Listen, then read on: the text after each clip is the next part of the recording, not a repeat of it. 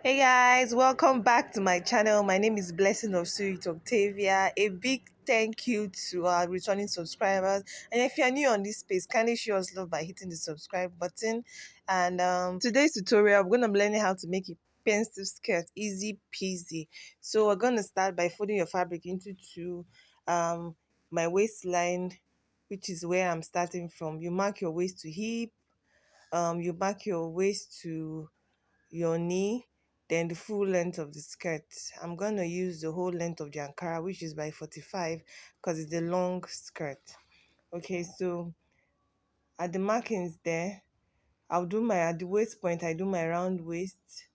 I mark it, then 1.5 allowance. This is a client's order, by the way, so we'll see the finished look at the end. So I do my round waist, then 1.5-inch allowance. At the hip line, I also do my round hip measurement plus 1.5 allowance. At the knee point, whatever I have on my um round hip, I brought it down to my knee point. That's what gives me the pencilness of the pencil skirt, whatever that means. Now that's what gives it the slimness of the pencil skirt. So I bring it down like that and I connect all my points together as seen. Okay, so you be careful so you avoid sharp points at this part.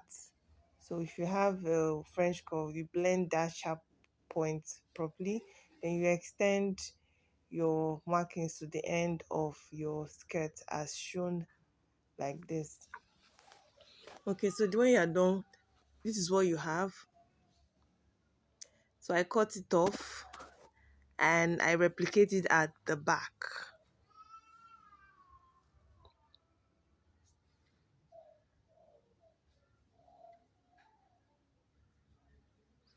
So this is me. What I did now was to place the front skirt block on the back, leaving 2 inches allowance for my zipper and also for my slit.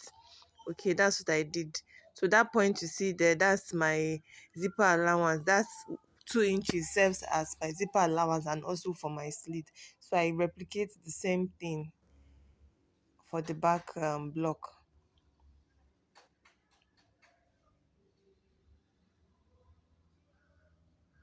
So when I'm done, I slash open the close end for the zipper and my slit, and this is what I have. Okay, so this skirt is fully lined, so I also cut the lining too. Okay, in the course of cutting the lining now, I'll reduce the lining by 1 inch underneath. So the difference between my fabric and my lining is 1 inch, so that to give it this turn up edge.